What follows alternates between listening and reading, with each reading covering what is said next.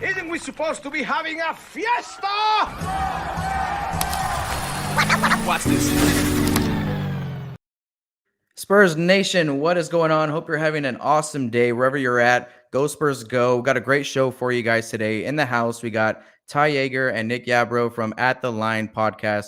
Make sure you check out the link to their YouTube channel. It's in the description below, as well as the link to their Twitter profiles. These guys are some G's over there on Spurs Twitter. Also, they have a pretty dope Q&A special coming out tomorrow with Drew Ebanks. So if you're watching this live, it's coming out tomorrow. If you're watching this post live, make sure you go over and head to that link in the description to take you to their channel, and make sure to catch the Q&A with probably one of our favorite Spurs right out there with Drew Ebanks. So guys, if you want to go above and beyond to support this show, check out the link to the Patreon in the description below. But you're doing it right now. You're watching. Please like this video, chant Go Spurs Go when you do. Hit the notification bell so you can be notified when we go live or when we drop new content on this channel. Leave a comment, even if it's as simple as GSG. We all know what that means in here. Share this video with the rest of Spurs Nation.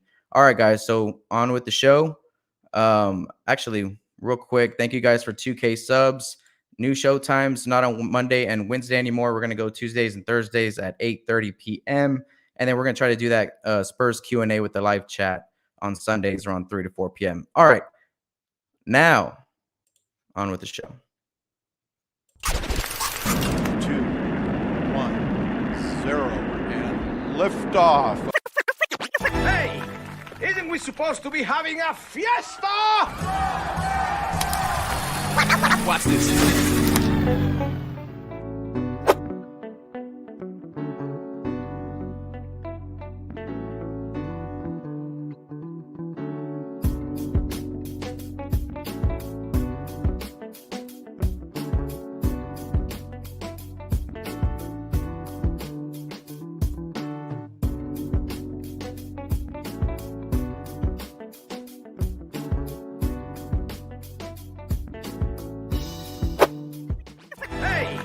Isn't we supposed to be having a fiesta?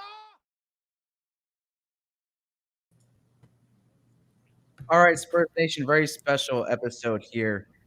We've had Noah McGarvey-George on the show. We've had Mac on the show, and we just had to do it. We had to do it for you guys. We had to finish out the roster and try to get. I've been trying to get these guys on the show for a little while because I totally respect what these guys do over there at the line and what they do on Twitter. And I know Ty's all over the place. Nick's a little polarizing. He's going to catch you with that left. But hey, most of the time it's coming from the heart, and you're never off, in my opinion, Nick. So I really appreciate what you do. Yeah. So with me, we got Ty Jager from the host of At the Line, and you do a lot of stuff with the Spurs Zone over there as well. Ty, what's going on, man? It's a good night. I would have my camera on. You guys would see me smiling like an idiot right now, but I unfortunately at my parents. I don't got my camera on me, and for some reason, the laptop that I love absolutely doesn't have a webcam for some reason. But I'm glad to be here. I know we've been talking for a good while, and I've been watching your content, so I'm excited that we get to get the whole At the Line crew on Spurs film room for the first time. Finally. Yes. It's like we're completing a saga here. Nick, what's going on, man? Hey, not much. Just hanging out. Just kind of getting ready for the NFL season, actually. Reading all the news. Yeah. In fact, Nick and I did a joint fantasy draft last night. Yeah, it was pretty fun. I think it's a good team. We actually have kind of a ridiculous team. Yeah. Dude, all right, man. Well, dude, it's good to have you guys here. One, I appreciate what you guys do over there at the Line. It's really exciting to have you guys on the show. What we're going to talk about today, Spurs Nation, is we're going to go over some of our final roster hopes. We're going to talk about what we what we hope happens if some guys are going to get cut. Who is that going to be? Are we going to trade away some people to, make these roster spots open up? Then we're going to talk about what our expectations are for next year. And then we're going to go ahead and talk a little bit about who's on the hot seat this season and who's up for a breakout season. And then we're going to talk a little bit about Summer League. But to get it started, guys, we're in a bit of a pickle here in Spurs Nation. We have too much depth. we went from having no depth to having now too much depth, and we got to get rid of some dudes. So Nick, let me throw it to you first, man. We got to move some guys. And in your opinion, what do you think is the best look for the Spurs with that situation? So what we have too many players, right? Like just too many. Honestly, I think we probably cut Aminu and absorb whatever money is left over owed to him, because I think we can do it just in one season. So it'd be this season. It doesn't really matter. And probably trade, release, whatever, Hutchinson. I don't think we can trade him at this point, but release him. There's been talk, about who we could release, whatever. Like everyone's like, oh, release Drew, whatever. It's like the thing about Drew over Hutchinson is like he's already so ingrained in the team. He knows everybody. He's played more. He's talked a lot about stretching his game. He's a big hustle guy, runs the bench mob.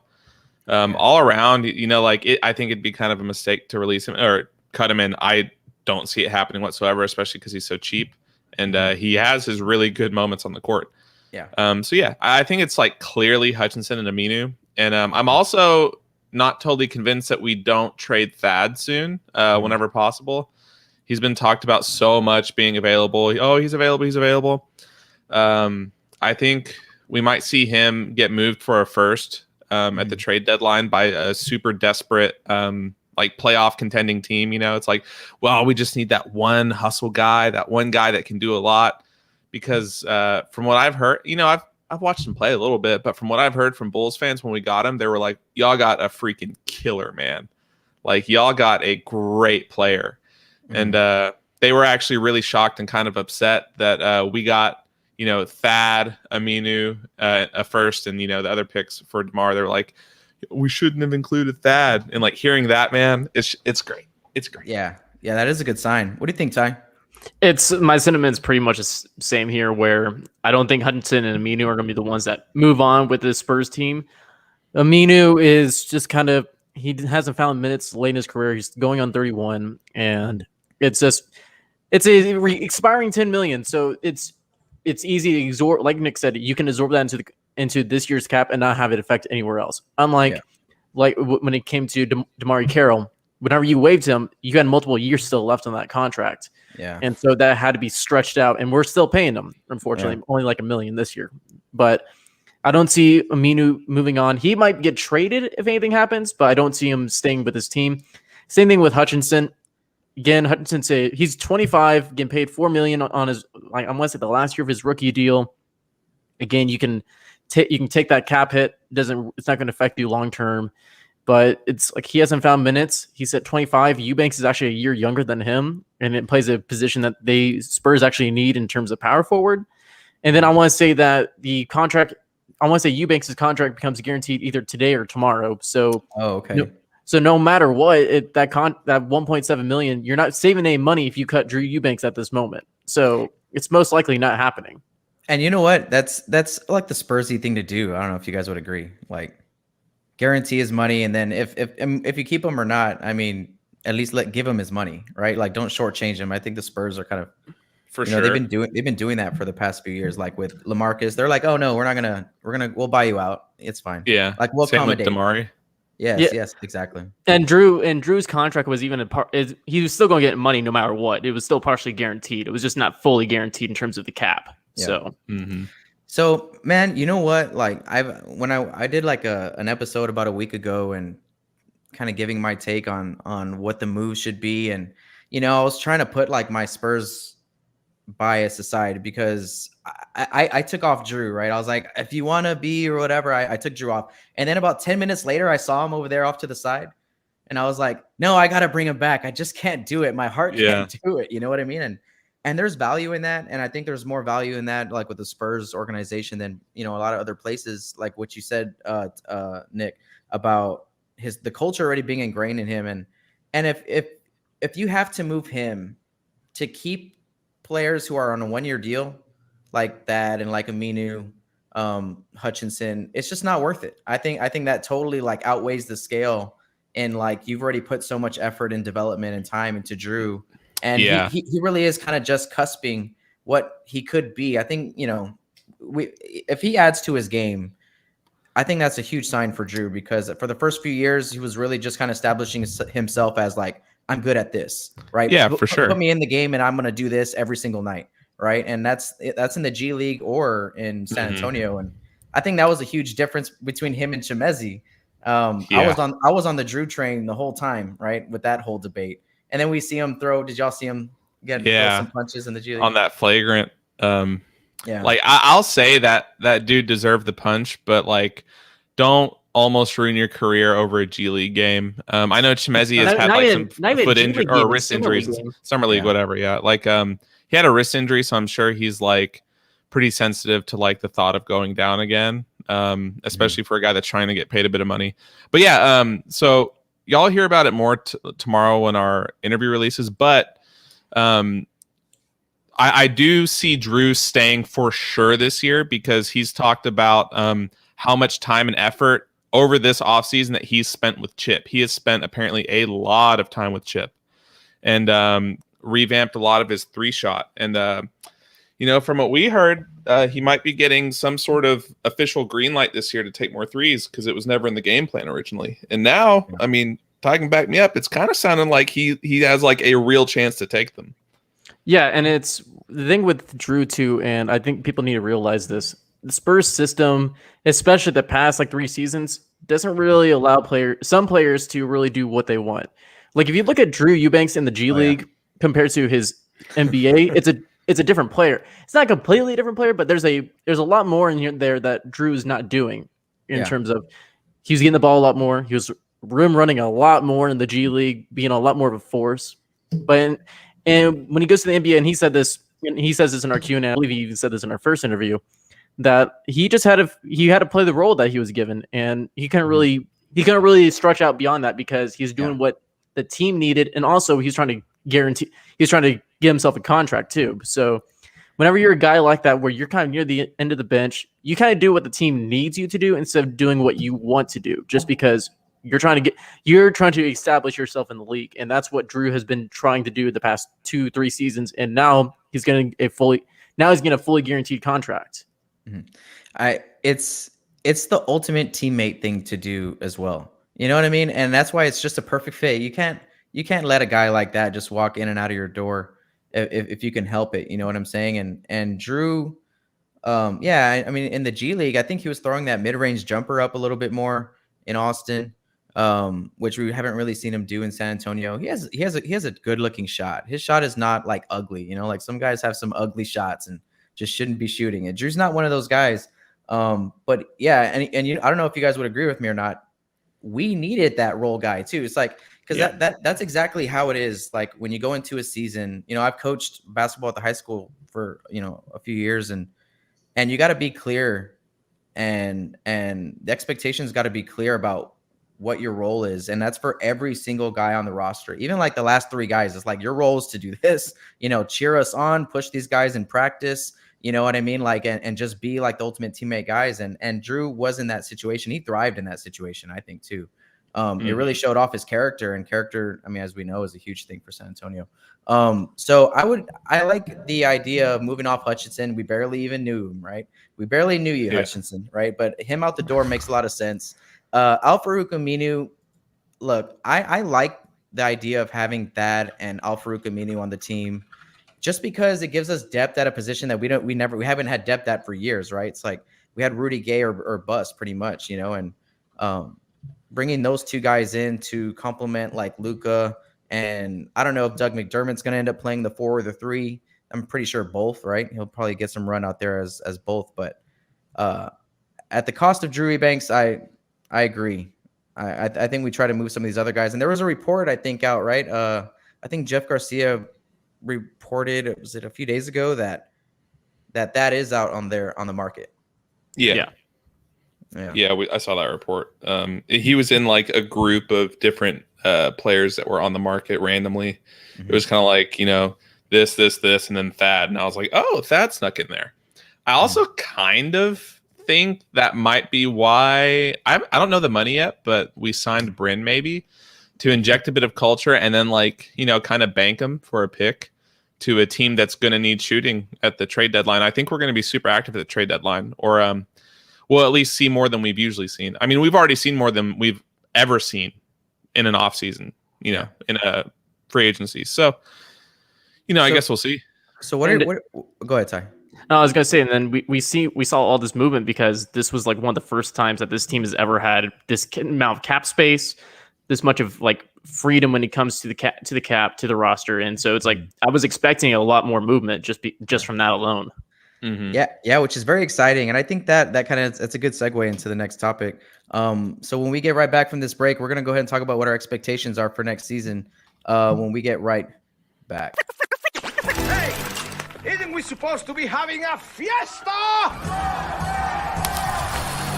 Watch this.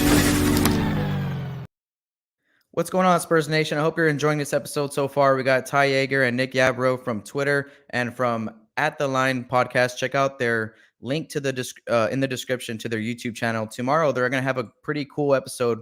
We've been talking about him a lot here on the show already. Drew Ebanks, that's because he's probably one of the coolest cats out there. And they got a Q&A with him dropping tomorrow on their YouTube channel. So go click that link in the description below to go subscribe right now. If you want to support this show, smash that like button down below. Chant Go Spurs Go when you do. Hit that bell so you can get notified when we're going live or when we drop new content on the channel. Share this video with the rest of Go Spurs Nation. Hit that link in the description to visit the Patreon page. And let's get right back to the show. Hey, isn't we supposed to be having a fiesta? Watch this. All right, cool. So I think we might all be on different pages. I don't know, but I'm pretty sure we're not far apart on what our expectations are for next season. And we're kind of talking about before the break that this is the first time that we're like retooling and really kind of shifting gears, and like the reboot has like officially happened, right? And so it's very exciting, and it's a good debate, amongst Spurs Nation. There's a lot of people out there who feel like we're like lottery bound and that we should, and that's the best this roster can do. And then there's a whole other half that kind of has a lot more upside to, hey, letting some players off the leash, like Ty was talking about earlier, and especially here in San Antonio, players, you're not out here to do everything you can. You're going to come out here and do what the team needs you to do to be successful and to win more basketball games. And those are two different things, right? So, Ty, let me throw it to you first, man. Expectations for next season with the roster kind of playing out like we talked about. Let's say that, Hutchinson isn't there on the squad, and either Thad or Aminu are probably going to be off too. What does that do for your expectations for the Spurs? I'm fairly optimistic when it comes to this team because when you look at the team last season and you look at this year's team, yeah, you'll lose a big guy in DeMar DeRozan, but that was only a guy for your offense. Now you're pushing guys that were some of the best defenders in the league in terms of their position, and DeJounte, and Derek, and Jakob. You're pushing them to the forefront, along with other guys like Devin Vassell, Lonnie Walker, and Keldon Johnson. And whenever you get these guys that are going to really push your defense, and you got rid of defensive liabilities in DeMar DeRozan, in Patty Mills, and in Rudy Gay, you're going to have one of the better defenses in the league. And I'm projecting a top 5 defense, in my opinion, just from looking at the defensive personnel and just seeing that who you have on the floor. It's going to be a harder score on this team, in my opinion. Yeah. Now, offensively, it's a big question mark because you did get rid of DeMar DeRozan. Although I'm fairly optimistic that this team could be pretty successful early on because no one's going to know what this team's going to look like. Yeah. The fans don't know what they look like, and other teams don't know what this team's going to look like. And I think that's going to play to the Spurs' advantage really early. I'm looking at guys like Lonnie Walker to really get heavy usage and kind of be pushing to that DeMar role instead. Mm-hmm. But so as a result, I don't know what this offense is going to look like. I'm predicting a more balanced scoring attack that if you don't say that you like your top 3 guys are going to be DeJounte, Derek, and Lonnie when it comes to scoring. And then I'll also add on Keldon. Yeah. I think it's going to be balanced in terms of you can go to one guy, and if the defense decides to focus on him, just go to Derek White. Derek White will score. And then suddenly they're double-teaming Derek for some reason. Just go to Lonnie. I think it's going to be a much more balanced attack in terms of scoring. But overall, it's a question mark on offense, but defense, I'm really high on them. Man, those are great points. Real quick before I throw it to you, Nick. I don't know if you guys remember, but like the best basketball that we played all season were like those 5 to 10 games where we had like 6 to 8 guys in double figures. Do y'all Exactly. remember like those games? Yeah. That's Yeah, when we and- were just smoking people. And look, if you look at that Phoenix game, which Drew mentioned in our first interview, that was probably his favorite game. We had, I want to say, the Spurs had 7 or 8 guys in double-digit scoring. It was a purely balanced scoring attack, and they swept a Suns team that went to the finals and was perfectly healthy then. And that was also without DeMar DeRozan. Yeah. And I think that tells us one thing. We don't need to blow that up like as Yeah. oh, that's what we can do every night, but it tells us that the players are capable of it. And Pop, that wasn't the number 1 or number 2 option really. Like most nights, it was DeMar facilitate, right, and then everyone else try to chip in, but and score, facilitate and score, and then everyone else try to chip in. And now I think that gives us a lot of confidence moving forward on how good this team can be. What do you think, Nick? So like I'm kind of there, but I'm more of the inverse of Ty. He said that he thinks we can start out pretty good early on offense because teams won't know how to play against us. And my counter to that is, yeah, teams won't know how to play against us because we probably won't know how to play with each other yet. It's kind of like the first time you are liberated, your dad just took the training wheels off your bike and you just skin the crap out of your knee. Like you get up, you fall a couple times. And I think we're going to see kind of the inverse of what's happened the past few years. I don't think we'll be great up until All-Star break. I think we'll find our footing. And then after All-Star break, we'll kick it up a notch. When recently it's kind of been great until All-Star break and then go back down, like even before the big COVID season.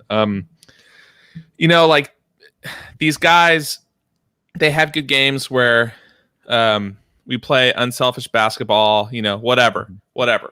That is true. That is completely true. But the Suns game, you had veteran leadership and a high-scoring vet in Rudy Gay. And I'm not saying that he's been a net positive the whole season, but I'm saying games where we've been missing like DeMar. You've had guys like Lonnie step up. They always do. They take the touches, but you also have that veteran leadership. And our longest tenured player right now is DeJounte Murray, I think. Which is absolutely insane. And he's also, I guess, he's the second oldest tenured player that's been with the team for more than a year, I think, because, Dougie Buckets and Thad and them, they're in their, I think they're both in their 30s, right? Yeah. Sounds about right. Early 30s. Thaddeus would be the oldest if he stayed on the team. Like 33, something like that, 32. 33. 33. So yeah, I think it's going to be kind of rough to watch at points in the beginning. I think whenever you put a team together that hasn't really played in this type of environment, and there's a lot, because I almost guarantee our 5 starters won't be anyone we sign this offseason. I think it's going to be young guys that have always had someone like, DeJounte played with the big 3. Derek played with most of the big 3. And without them, Keldon, Devin also, that played with like DeMar and LaMarcus. They always had these training wheels. They always had these like black holes that just sucked in the defenders. They sucked in all of the attention, and our guys could kind of move in silence. And without that there, we're going to have 5 spotlights on 5 players. And sometimes they're going to, cross over each other a little bit, miss rotations, kind of bump into each other. But I think we'll find our groove a couple months in, and I think we'll kick butt the second half. The defense, I completely agree. I don't know if we can be a top 3 or 5 defense. We can, but I think top 10 is like almost guaranteed, especially if you were to run a starting 5 of like DeJounte, Derek, Keldon, I would say Luka and Jakob, just because Luka has like insane defense and he needs the minutes, especially if they're looking to trade Thad. I don't see you starting him. And I think, you may not even start Keldon. I think you should, but I don't think he can be a power forward in today's NBA unless it's like a small ball unit that's rolled out later. He's just too short, not long enough, really. I'd like to start Lonnie. So I think I think you choose between starting Keldon or Lonnie at the 3. But that defensive lineup is absolutely ridiculous. It'd probably be the best 5-man defensive lineup in the league. There'd be 0 weaknesses. I guess you could switch Lonnie and Keldon. Lonnie on nights where you need shooting, Keldon on nights where you need rebounding and some rough contact. And people need to realize that Lonnie's like an average defender, even though his defensive difficulty is like number 1 on the team and was for almost the entire year. His matchups. But Keldon, and I think Noah showed me the stats on this a while back. He is like a very good one-on-one defender, incredibly underrated. He just sticks to guys, and he absolutely sunned Luka Doncic whenever he was still kind of like wet behind the ears. It was when he had been moved up from summer league. It was beautiful to see. But I agree that I think we're a lock for a top 10 defense. I think offense, we won't be great until probably 2 or 3 months in. And then I think we can unlock it. That's why I'm looking at more of like between like ceiling 7th seed, floor 10th, 11th seed, just because it depends on how rough a start we get. But I know that rough start will probably be there. But it's expected. You're losing LaMarcus, you're losing Rudy, you're losing Patty, you're losing DeMar. It's odd. It's gonna be fun to watch though. Even if it's rough, it's gonna be amazing to watch. Yeah, man. I think that you guys hit a lot of good points. I can see it happening both ways. I mean, yes, teams are going to have trouble figuring us out if we can be good at what we do. And I think that's kind of at the beginning. And I think what's different this season coming in is that we're going to have a full training camp. Devin Vassell just had a summer league. You know what I mean? He didn't get to have that last year. All these guys got to have summer leagues, but really more for Devin, I think, is the guy who I was looking at kind of developing there to bring it into next season.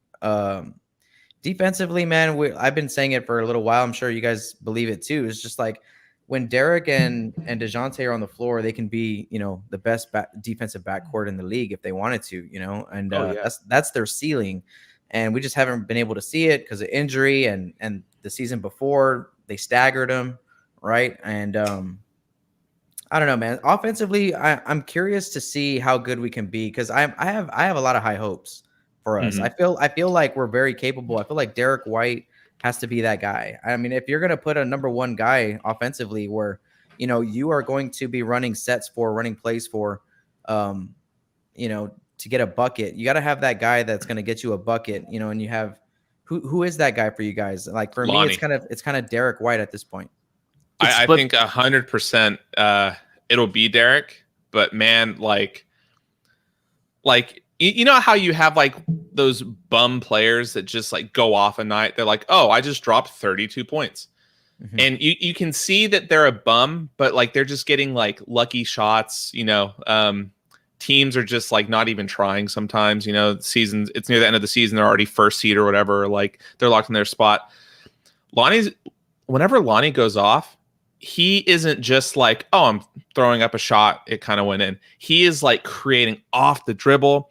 He's driving through contact. He pull up jumpers, corner threes, catch and shoot. He's doing everything. And he's doing it at an extremely high level when he goes off.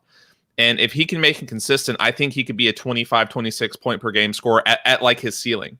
And I think Derek can do that, but I'm just higher on Lonnie because he's more athletic, faster, better handles. He can have better handles. I think Derek White's clearly a better handler now, but like especially going through contact, I think Lonnie can get there. I'm super high on Lonnie possibly being that guy, but clearly right now Derek is our number 1. Well, to me, clearly I think Derek is just our overall best player if he can stay healthy. What do you think, Ty? I'm going to pull out this out left field, Josh Primo. But that's going to be in like 3 years. We're talking about this year, dude. I know. Get off. But in 3 years, Josh Primo I think it's going to be one. 3, of those guys. okay. But this season, let me move on. I can't make a joke here. God. My own friend, and I see how it is. No, I agree about that though. But I think I'm with Nick here. Lonnie Walker, in terms of he is a 3-level scorer. He's shown the flashes before, and finally he's going to get a full season of where his role isn't being swapped in and out all over the place. He's going to get a solidified role that's going to stay consistent throughout the year. And I think that's going to do Lonnie wonders this year. And I think he's going to just, like Nick said, the scoring is there. And I wouldn't even pose Derek White would be the kind of guy too. With Derek's improved 3-point shooting, the way that he can get himself to the rim and go through contact, Derek White might be the second guy that I would go to if I need to in the last 5 minutes of a game. Mm-hmm. And then honestly, DeJounte Murray, he's shown that his shot has improved. You know that he's the go-to man defensively. And I think offensively, he shouldn't be a guy that you should not go to if needed, because he showed that his mid-range game is there. Hell, he sent a game to OT with a 3-pointer. So DeJounte isn't out of the realm of possibility either in terms of being a guy that if you can direct the defense to stay on Lonnie and Derek, DeJounte might be your good go-to guy that no one else is going to be paying attention to him. Yeah, yeah, exactly. That's a great point. I mean, if we want to talk about who actually did it this year, it was DJ. I mean, when it wasn't DeMar in those last those last 20 games were just so important. Every single game down the stretch, from around the time where Derek went down against Washington, maybe a couple games before that stretch. And DeJounte showed a lot, I think, in that stretch too. And he was able to get into the paint and put the ball in the hole when he got there. And he did that in crucial moments, big fourth quarter possessions. And I think he's someone that needs to be in that conversation. Yeah, no, I kind of always just feel he's gonna be there. He's gonna do what he does, and doesn't really have that sauciness though, where I feel comfortable giving it to him, and he's gonna be able to counter the defense's counter, at that point, in the season and in the playoffs. Your guys got to be able to kind of do that. I have all the hopes for Lonnie, man. I was so high on Lonnie 2 years ago. This year, his defensive deficiencies really got to me.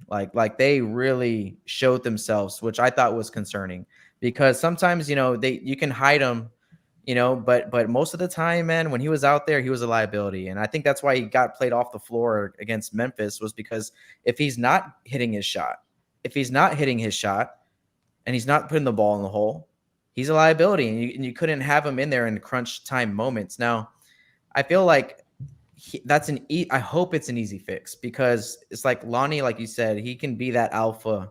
He can be the alpha. We talk about how many alphas we got on the roster, DeJounte's an alpha. Derek White's kind of a quiet alpha. Keldon Johnson's an alpha, right? He brings it every time. And Lonnie has the potential to do that too, but the durability is kind of my concern there with Lonnie. Oh, you think?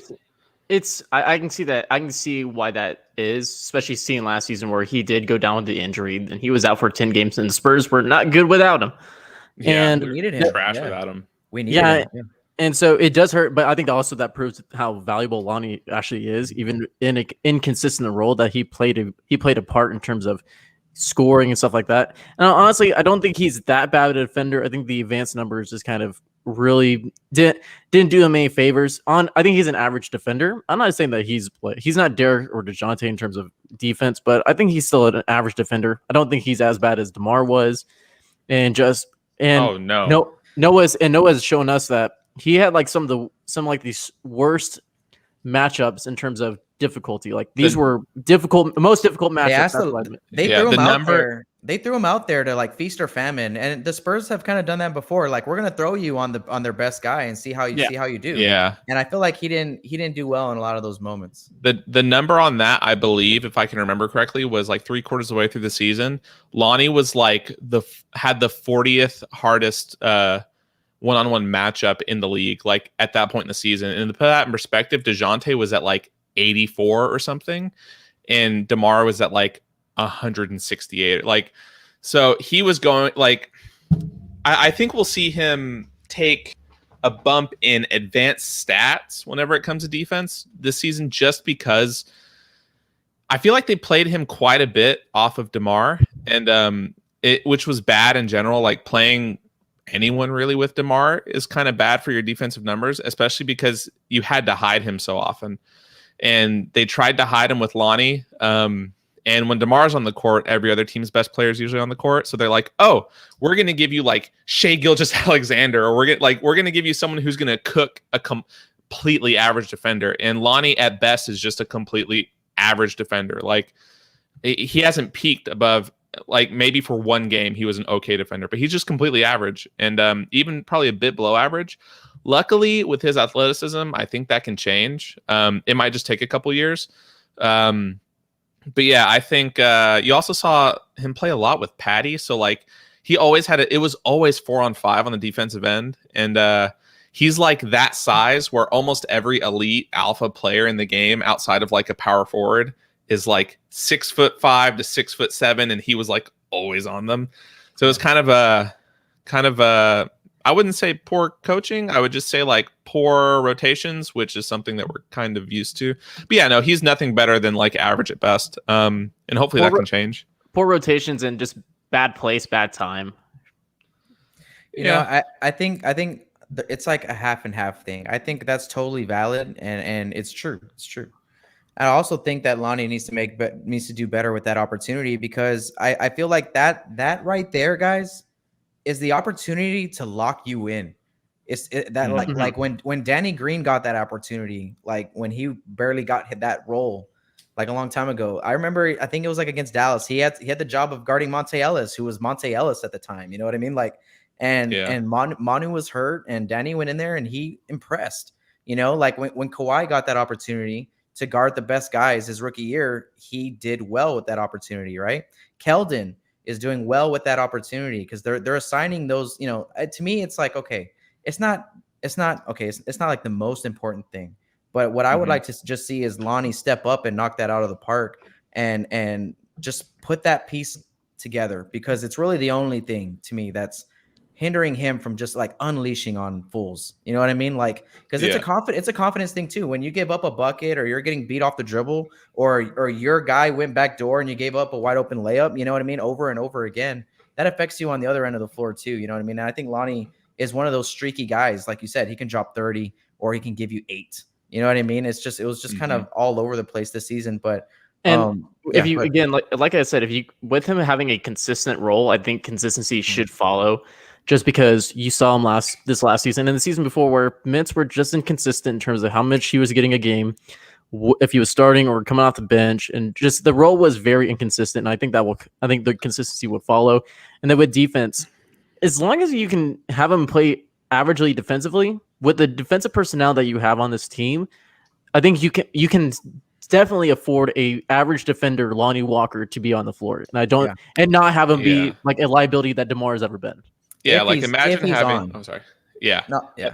Imagine having like Lonnie Walker being your worst defender on the court. Like that's not a bad problem to have at all.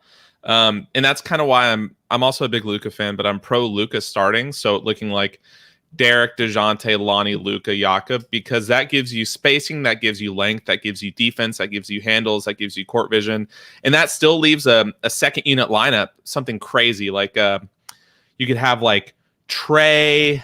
Devin, Keldon, yeah, Thad, McDermott and Thad, or whoever you want at the 5. We have like really good depth that we can shuffle around, and I think both our first and second unit like are pretty complete in every aspect outside of just experience playing together. One of the questions for me this season was does Lonnie play better starting or off the bench? What are y'all's like evaluation of that after this year? Starting. And we did a kind of a podcast. Like we did a little recording because I was going to do a podcast, but I was like, I'll just do it at the line. And I looked at every single game and I compared them. I don't have the note anymore, but I could probably pull it up. I looked at every single game that I was like trying to compare Lonnie and DeMar's outputs. And I looked at every single game from a team standpoint and from a single player standpoint that Lonnie played that DeMar was out, that DeMar played that Lonnie was out, wins and losses and everything. And every game that like Lonnie started, you saw a slight bump in team 3-point shooting. His points per game went up pretty significantly. We won more with him and DeMar out than we won with DeMar in and Lonnie out. which was kind of weird. It was actually like a pretty decent margin of wins to losses. And I think like Lonnie, he just needs to start. I don't think he should be on the bench, and I think he's earned his role even over like someone like Devin. I mean, for sure over Devin. But I think he should be out there starting if possible. I think it gives him the confidence boost, and people are like, you see a lot of people on Spurs Twitter kind of like, oh, just man up, whatever, like you're a basketball player, just go out there and do what you're told. It's like some people, maybe more sensitive, maybe like, who cares? Some people just need a tiny bit of a confidence boost, and that's okay. And I think that he deserves it at this point, at least for the first part of the season. But I definitely think he's a way better starter, especially if he can absorb like maybe 80% of DeMar's touches and distribute the other 20% amongst Derek and DeJounte, who already had kind of high touches. What do you think, Ty? For me, it's the biggest question for me this whole season is just this upcoming season is what's the starting unit going to look like? Because you have so many combinations, like we mentioned, and there's so many ways that you can go that if you want to say that you do want to go with a taller lineup in terms of doing Derek, DeJounte, Keldon, Luka, and Jakob, or you can go a similar lineup of last season and just swap out Lonnie for where DeMar was at the 3. It's really confusing, but like Nick said, if you want to give him a confidence boost and you really want to utilize Lonnie as one of your top scorers, you got to start him. And maybe that comes at the price of Keldon going to the bench or someone else going to the bench. But I think most likely, it's going to be a very similar lineup to last season in terms of, like I said, just swapping out Lonnie where DeMar was at the 3 with DeJounte, Derek, Keldon, and Jakob around him. I think that's the way that the starting lineup may go to start the season. But I think overall, Lonnie should be better in that starting unit because, again, give him a consistent role, give him some consistent minutes, give him the confidence that he's probably been lacking the past few seasons. And I think you should be golden, at least in terms of if you want to get the most out of Lonnie. Yeah, I agree with you guys. He played way better starting than he did coming off the bench. And you know what? I like that idea. If I was a betting man, I think the odds to that are pretty good because it allows continuity, right? It allows you to like play start 4 guys that already started with each other, and then Lonnie, who got a little bit of that. Coming into a year where everything's so different, you got to have a lot of continuity that way. And Lonnie, if he hits early, you got to go to him. Like you got to go to him as much as you can while he's on the floor. And going to a counter of what Nick said earlier in terms of the offense kind of not playing with each other. These are guys that are really close to each other in terms of Derek, Lonnie. Hold on. Let me finish my point. But like these are guys that are really close to each other personally, and I think these can be guys that really play well together as a result. And like you said, continuity and the best available chance for continuity is putting those 4 at least together on the floor. And you know what? I'll let you go right now, Nick. But that means that Lonnie Walker now gets to go from guarding, getting the toughest matchups to probably getting like the easiest matchup. Right? Yeah. If he starts with those guys, he'll get to guard the least deadliest guy on the other squad. What do you think, Nick? Now, Ty, I was not saying that they're going to have trouble playing together. We already know that they have chemistry. I'm saying that there will be growing pains in the, I would say, kind of piling on of responsibility that all 5 players are going to receive, because you're going to have someone completely new starting in DeMar's place. And you're going to have a sprinkle of responsibility that DeMar carried on every single starting player. And not all of them are used to that. Almost none of them are used to the responsibility that they're about to receive. You're not going to have DeMar to come in the last 4 seconds of that Mavs game that we went to and hit that game winner, Ty. You don't have that anymore. You don't have Rudy to hit a game winner like the Suns. DeJounte hit a game winner this year, but he also missed some. He missed I guess, who was it? Was it technically Rudy, but also kind of DeJounte that blew that game winner against Ben Simmons. You see these guys, and especially in the bubble, DeJounte blew that defensive assignment that led to that 3-point shot against the Sixers. These guys are going to get a swift kick in the ass at the very beginning of the season, I think, and they'll grow out of it really fast because Pop will beat it out of them. Yeah, it's a good thing. great thing. Better But at the earlier beginning than of the later. season, Yeah. we are gonna see it. Like these guys are not like there's no DeMar, there's no alpha. We have to find the alpha. People may say, "Oh, DeJounte's the alpha." He has the alpha mindset, but I don't think he's going to be the alpha. We're going to have to find it in the first couple weeks. And without an alpha, you're a bunch of betas, clamoring to be the next guy. I think it's going to happen. And it's not a bad thing, but it's exciting. Yeah. Like mathematically, it looks like it has to happen. Like it has to. That they're not going to go out there and drop, have a net rating of plus 20 through 20 games, like 120 offensive rating, 100 defense. It's not going to happen. We're not going to be blowing out teams left and right. We're going to have some trouble, I think. But that's fine. These guys know each other. They love each other. They know each other personally, Ty. You know what else? DeMar and Jimmy Butler know each other personally. If you put them out there and immediately play them off each other, they play like crap. All right? So you just need to take a step back and listen to me. Listen to what I'm saying, not what you think you heard. We're about to see that play out with LeBron and Melo this year too. Oh my gosh, that's going to be a nightmare. They're going to be awful. I think. Don't get me started on that Lakers They roster. legitimately just got worse, and both of their superstar players are like injured. I don't think LeBron's going to be even close to the same with that high ankle sprain. He already said he isn't. He's like, I'm never going to be the same again. Yeah. And AD, gosh, that man's legs are made of like paper mache and like cooked ramen. Like I don't even know, dude. I don't know what's going on there. I think I saw a poll that ESPN did with like scouts and execs, and some of them said that they didn't like the fit at all with Russ and LA, and it just makes no sense. Like the personality, they got rid of some of their better defenders, and the only reason that Laker team was like really good even without LeBron and AD to stay in the playoffs was because of their defense. Like they had a top 10 defense in the league, and I found out going through like the past like 15 years of winners, they've each and every winner but like one have been in the top 10 in both offense and defense. And the only like outlier was a Laker team that was like, I want to say 11th in offense. So, but they got rid of their best defenders. They have no shooting because Russ cannot shoot. And now they have a bunch of guys that are out of their prime, along with some other guys that are just inexperienced. Yeah, that's gonna be interesting to see. All right, guys, when we get right back, we're going to go ahead and talk about who's in the hot seat and who's in that breakout chair. That who's gonna have that big season upcoming for the Spurs. Then we're gonna talk a little bit about Summer League when we get right back. Last break of the show, guys. Hey, isn't we supposed to be having a fiesta? Watch this. All right, guys, thank you for hanging out. Go Spurs Nation. I hope you're having a great day wherever you are in the world. Thank you guys for tuning in. Big shout out to At The Line, Ty Jager and Nic Yarbro for hanging out with us. I was telling them before the show that what they did during the NBA draft week and NBA free agent week, the coverage that they were able to bring on their YouTube channel was top notch, man. It was awesome. It was entertaining. It was fun. It was educational. It was spot on. It was smart.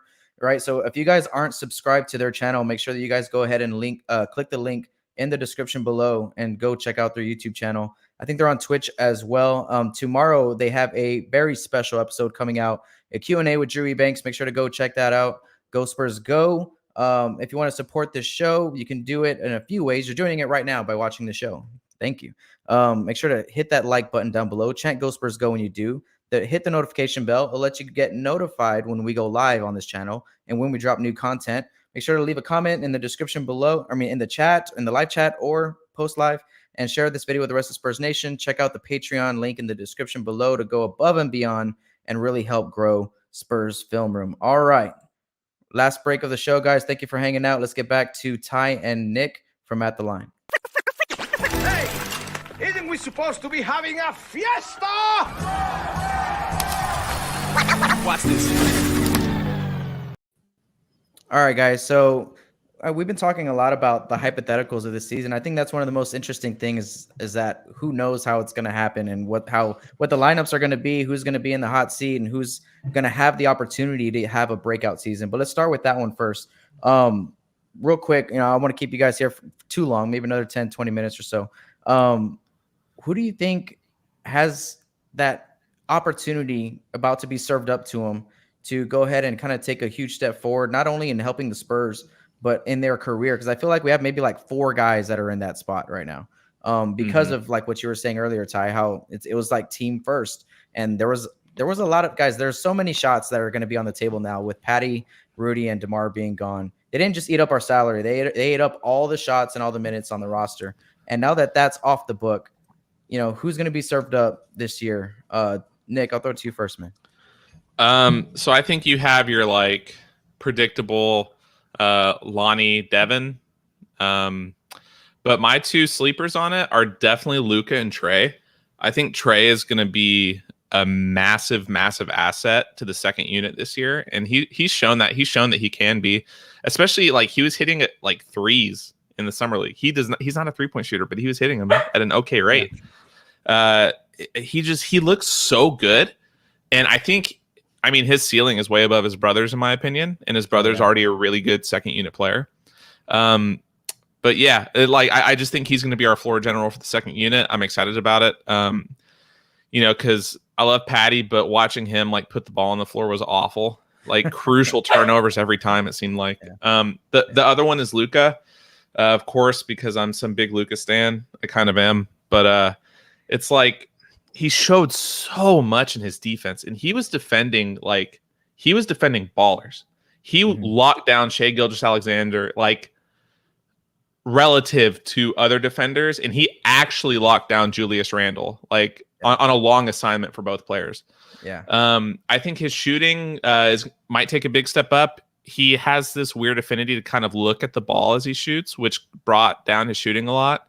And you could see it in pictures, and it's kind of like, oh, it just kind of looks like the picture is weird. No, like he does it in game. He looks at the ball when he shoots. I think if he can fix that, he can be a 35% on 2 or 3 a game, which is fine.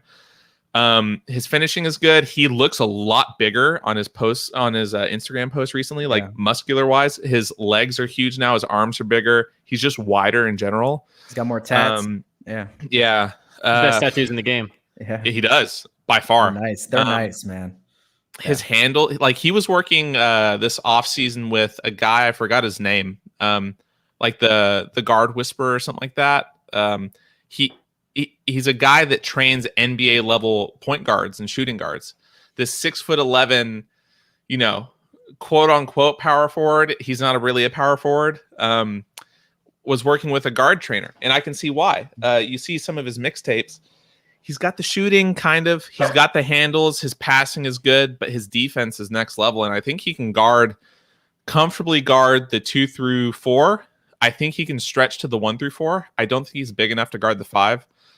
He's not much of like a rim protector, but him and Jakob together in the little bit of time that they had, whenever Rudy and them were out, they looked good, and they played off of each other pretty well. So I think that starting lineup would work. For me, it's easily Trey and Luka.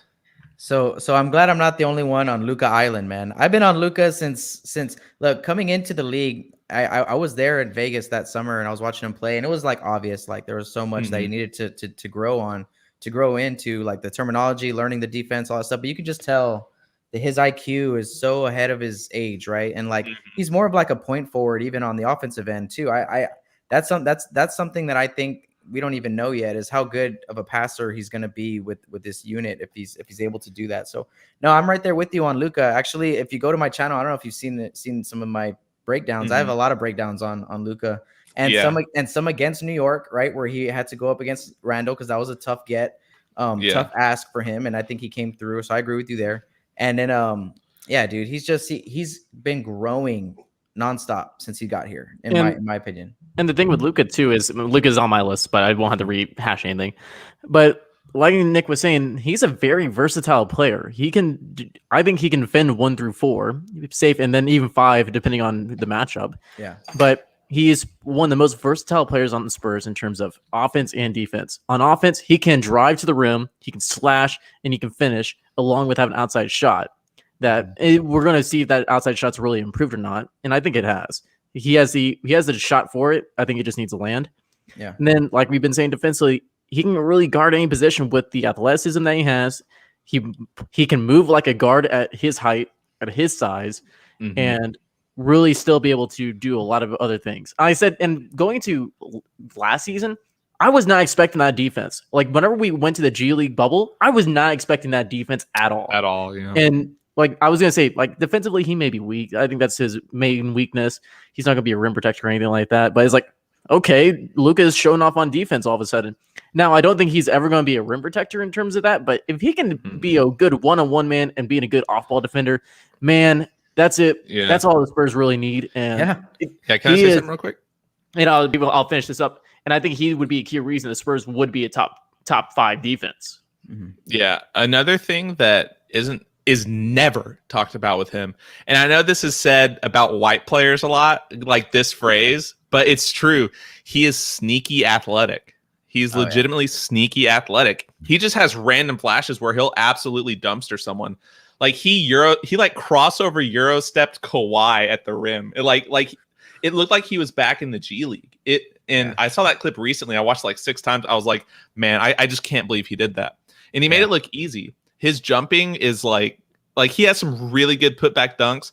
And I know it's G League, but he has some nasty dunks in the G League. I'm talking like effortless looking. It's kind of like whenever Lonnie goes up for dunks, it's just kind of like he's just it's a routine layup. So yeah, that was my only thing. One of my favorite dunks from him was against the Sixers. So, but it's like, yeah, he can finish at the rim. Just the offensive abilities that he can do is really strong, and the potential is high. It just comes down to giving him the ball and giving him that chance.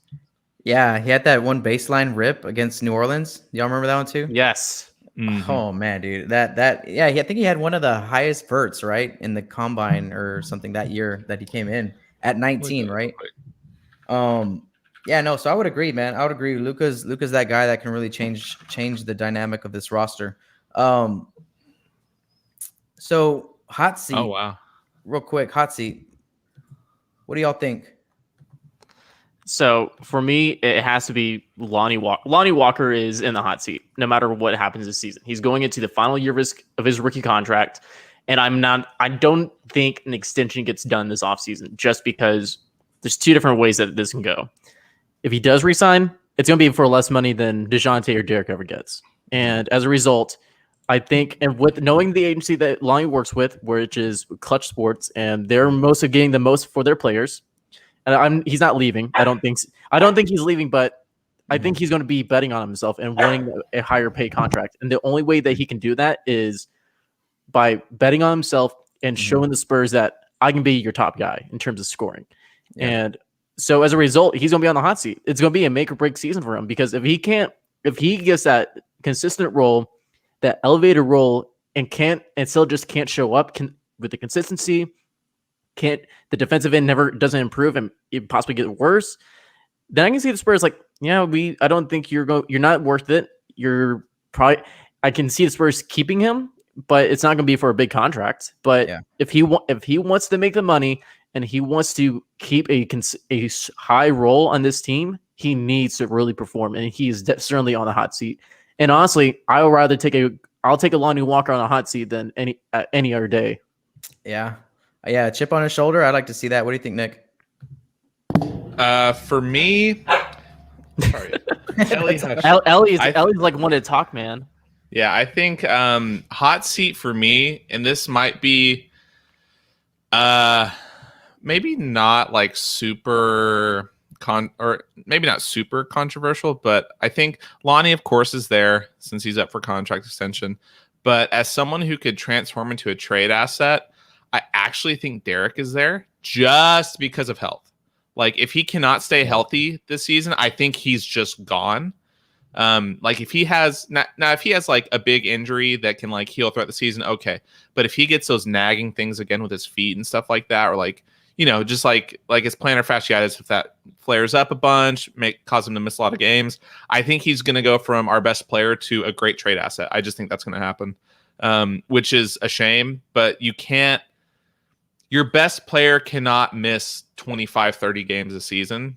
And I think he missed more than that this year, right? Or something like that, like between 20 and 30. You just can't have that happen because it kills their momentum. It gets them out of shape. They have trouble coming back in the season.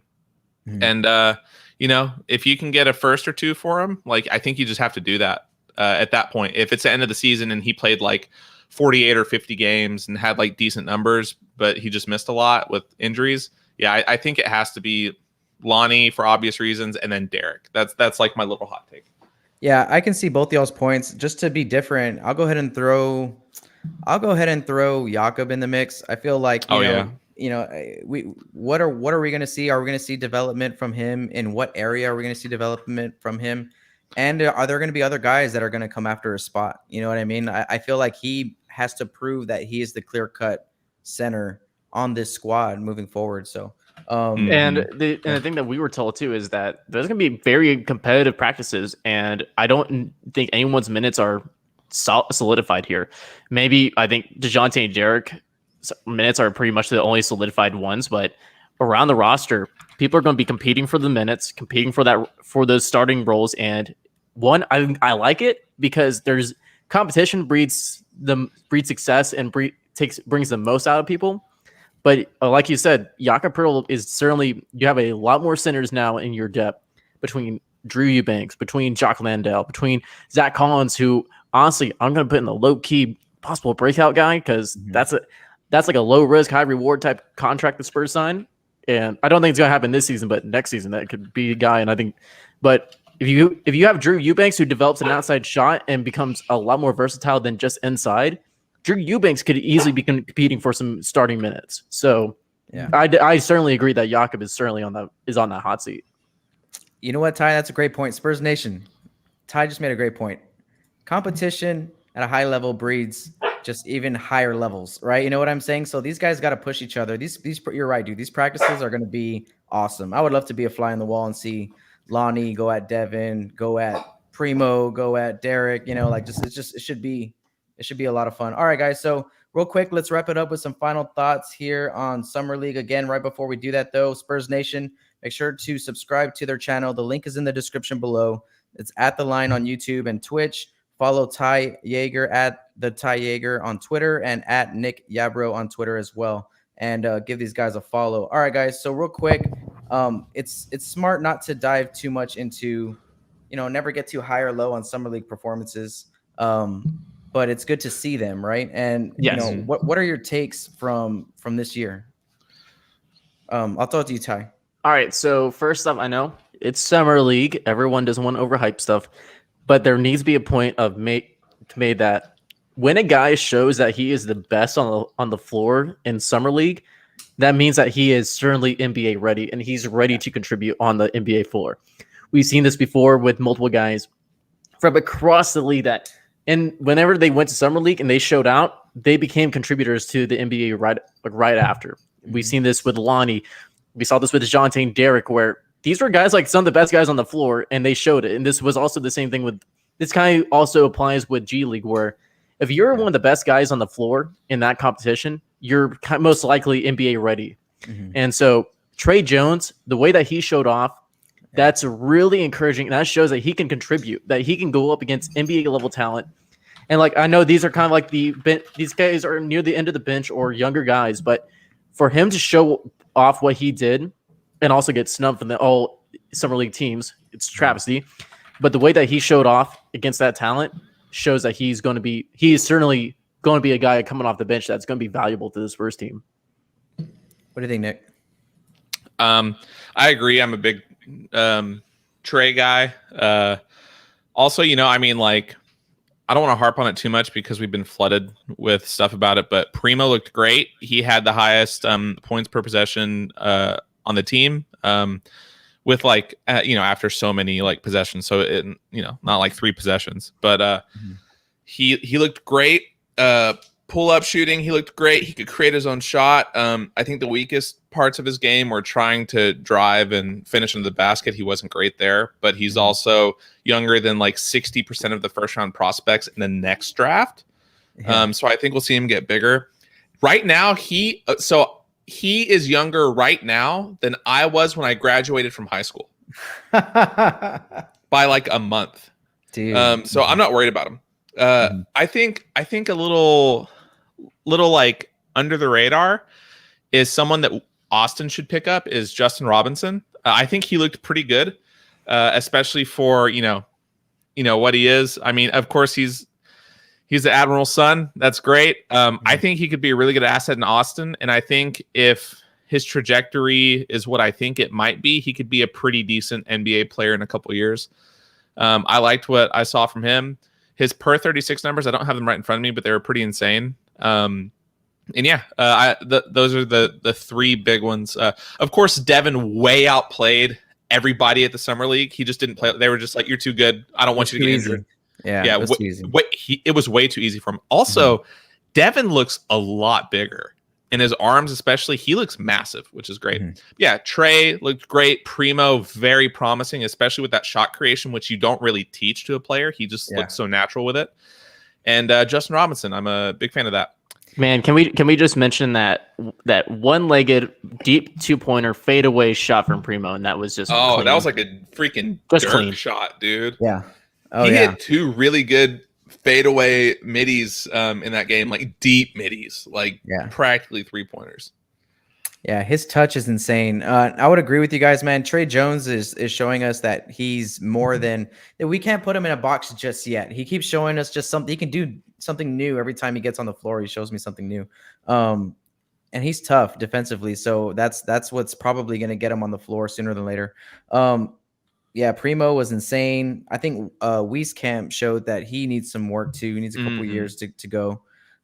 Just to find the trigger. Like, he's got to find his spacing. He's got to get the feel for the game for this level, and then I think he'll be all right.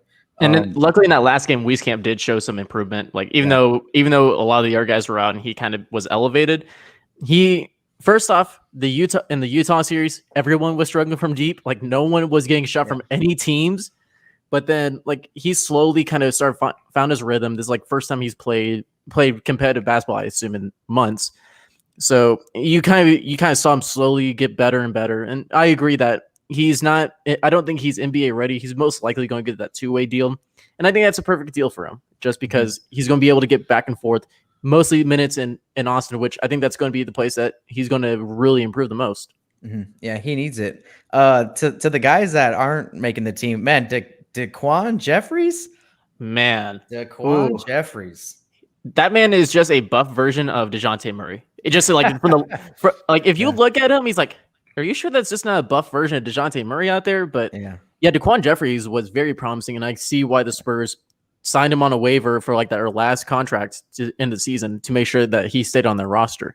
Now, I'm not sure if he got waived or not in terms of the contract when it came to offseason, but I think that he fills that last 2-way spot, because we still have a 2-way contract still available, and I think that he's going to be the guy that fills it, because man, that he looks really promising. And if you just need someone that's going to out muscle guys at his height, just put Jeffries in. He's going to do it.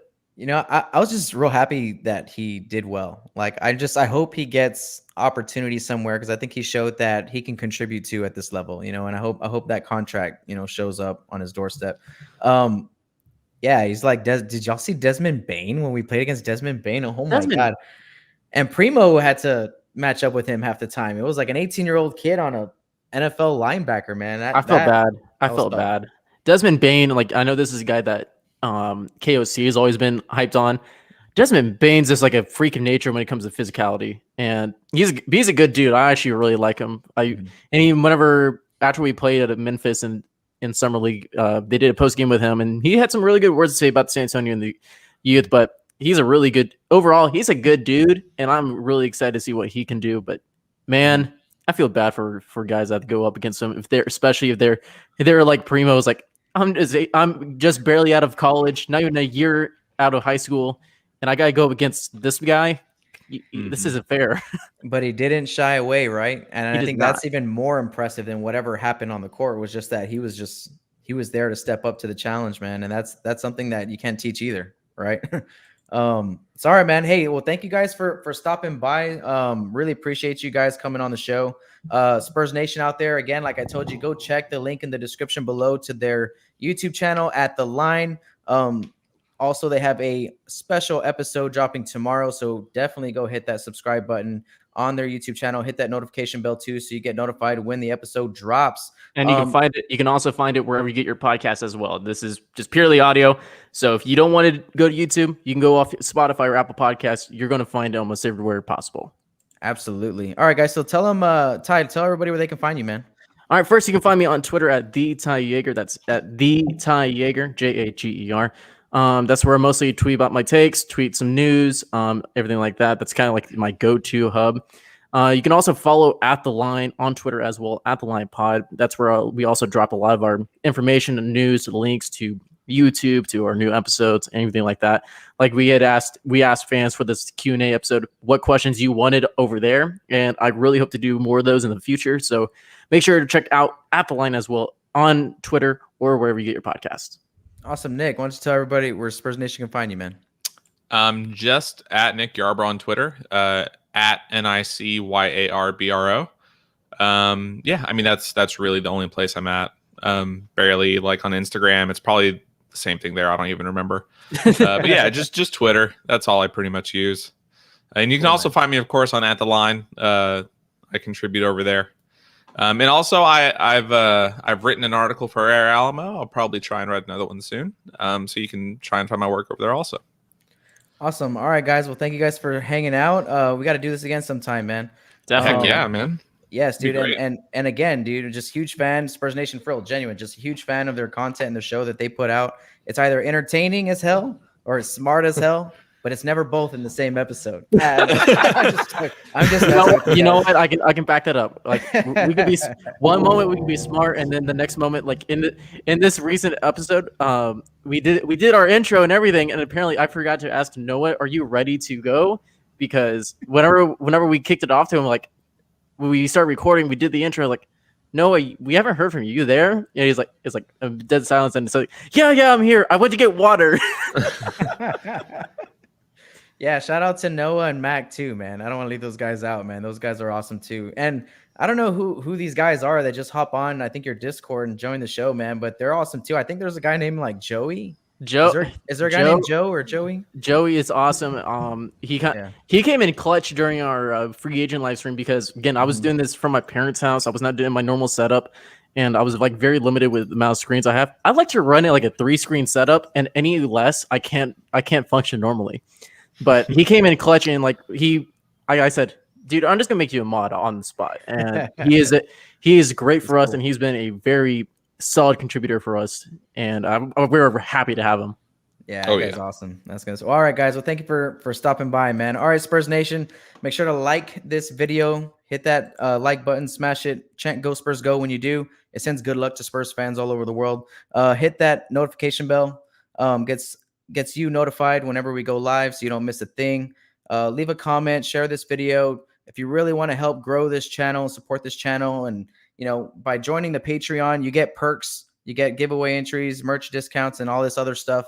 But ultimately, you get to help me do more for you guys, more for Spurs Nation. That's what it's all about. So, all right, guys. So thank you guys for hanging out. Go Spurs Go. We'll catch you guys on the next episode. Tune in this Sunday around 3 to 4 p.m. It's kind of it's a flexible time right now. Whenever my new 4-month-old goes to sleep, really his afternoon nap, that's when I'm going to hop on and take your questions, right? And we'll do a Q&A live. So thank you guys for hanging out. Go Spurs Go. And we'll catch you guys on the next episode.